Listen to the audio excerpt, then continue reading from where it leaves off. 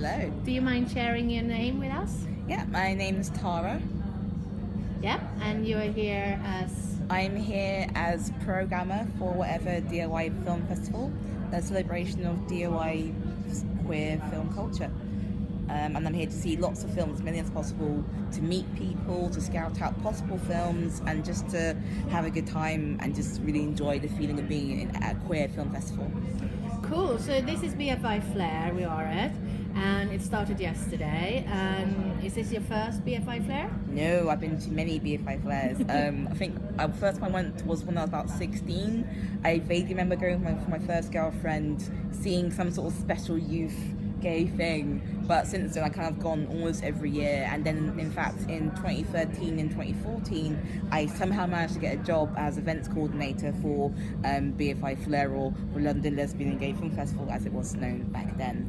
So that was it was very actually a developmental time of my life, a very important time of my life, because it's kind of jumped off to lots of other things since then. Cool. So you're saying, yeah, as I know, but you are very much involved in Wotever DIY Film Festival. So how did that come about? That came from a friend actually, because I was at a bit of a loss. I just kind of left a job that didn't really suit me. I wanted to be more creative, and a friend of mine actually pointed out that there was this film festival I hadn't heard of called Wotever DIY Film Festival, and they needed someone to help out. So, and that's how I met Teresa, the founder. I kind of emailed her a CV, and she was like, "Oh my gosh!" And since then we've become a sort of very interesting duo. We've done a lot together since then. We've gone 2 big old queer film festivals since then, and of course through that I met the brilliant, beautiful Ingo, and we've kind of been sort of working together ever since, and sort of been helping out on Bar Whatever when I can, just being friends and workers together, which is always a very interesting relationship. That's for sure.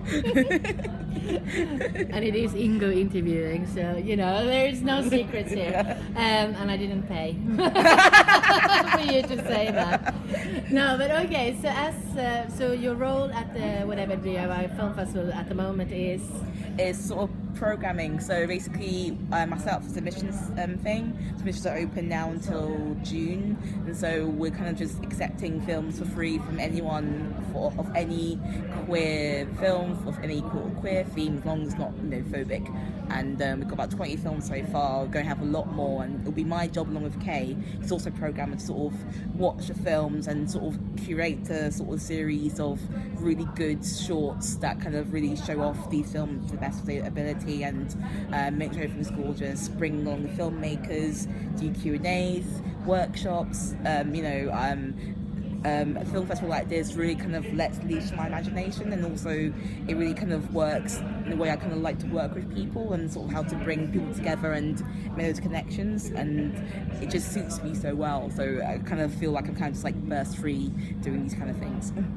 So when you're programming, what are you looking for in a film? What would you say? What does get your hopes up, or tick, or make you happy? I love a good narrative story. I love things I haven't seen before, I think, or I'm always kind of hoping to see something, and like, will it be as good as it looks? So an eternal favourite is Vokazani FC, which is about black lesbian football players in South Africa, and you kind of get that line in the email, you kind of think, oh, will it be as good as it sounds? And it was, and it's really exciting. I love films that kind of really bold and brash and kind of focus on one idea.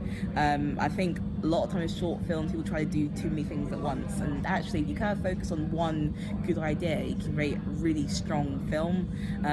So I think some eternal favourites like Subzilla, of course, about sort of fat and being fat and monstrous, and taking that thing about being so-called fat and monstrous, and actually being like, yeah, I'll destroy London, cardboard city of London with my butt, how about that? And it's kind of, and films that have their own sort of acknowledgement of the pain that sometimes queer people go through, but also a humour and a sort of a way that is like a defiance, I guess. It's like a multi-layer thing. Like there's so many. It's very kind of when you're experiencing one emotion, but actually kind of tempered by lots of things. So it's like that multi-layered, strong narrative, strong idea, not ideas kind of thing really gets me very excited. It doesn't really matter about the format, because so many great films we had are done on phones or iPads, and some films that we've projected actually have had much higher budgets just because they haven't got the story straight. So that's the kind of thing I always look for. Yeah, no, but that is really cool. And so would you say you rather have a kind of like truthful story than a fictional story? As in documentary or fictional?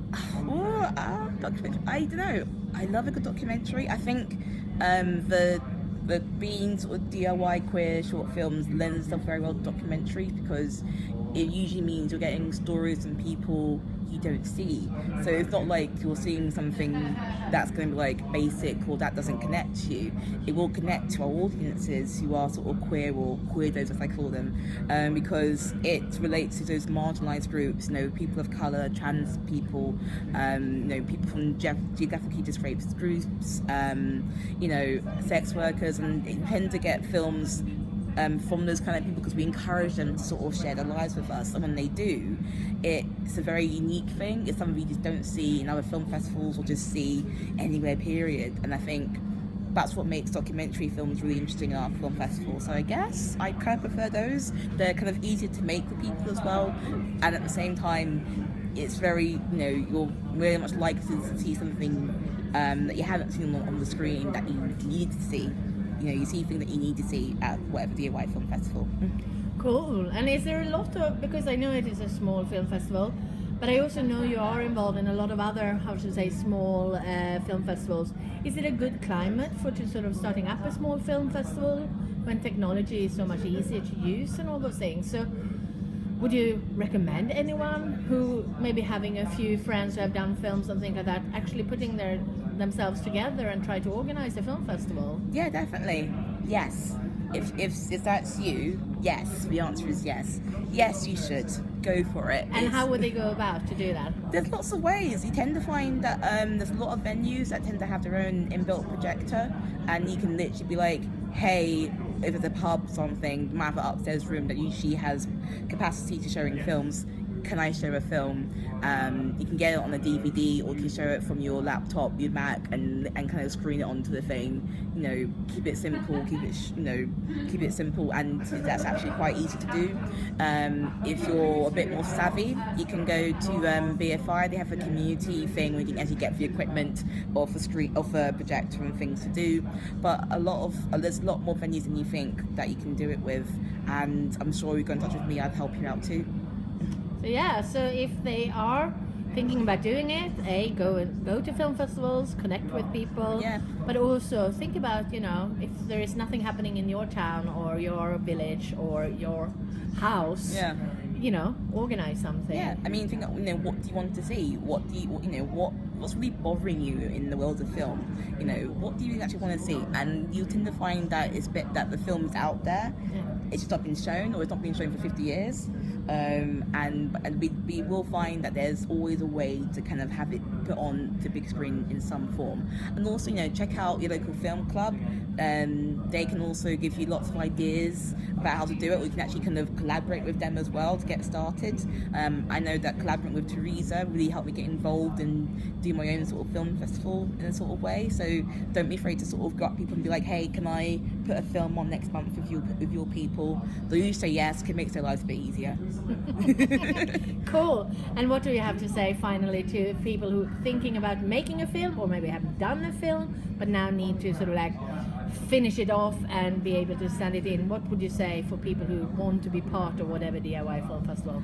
Well, if you think making a film, the answer is yes. Make me a film. Give me the films. I've been saying this to people everywhere. I've been saying to them, I want your films. I want your films. Please give me your films. Is it on the queer focus? Is it a queer love story? Is it a music video? Is it you talking into the camera for 3 minutes about how you're a femme or how you're trans or how things are a bit shit right now? That's fine. Send in your films. If you are sort of partway through, you got a few months left. The closing date is June 19th. So please send us in programming.woteverfilm@gmail.com. Also go on the website woteverfilmfest.co.uk. and you can find out all about the submissions process. You can look at what we've shown in previous years. There's lots of resources out there. We've done workshops in the past. We have bits of copy resources about actually making a film. I can actually send that out to you if you need it. Yeah, the answer is yes. Just kind of do what you can, and if you're in touch with me and say that we are finishing a film and you're actually going to finish your film, then also get in touch as well, because I'll definitely be interested in showing it if I can. So. Cool, great, and I'm putting all the links underneath in the text to this interview. But thank you so much, Tara, for taking time out today. Thank you. What are you looking forward to see next here at the BFI Flair? I really want to see Femme Brutal, because it's like femmes and brutality and burlesque. I mean, I'm a queer black femme. It's just easy for me. Let's hope you get in and can see it. Fingers crossed. Thank you. Bye. Thank you.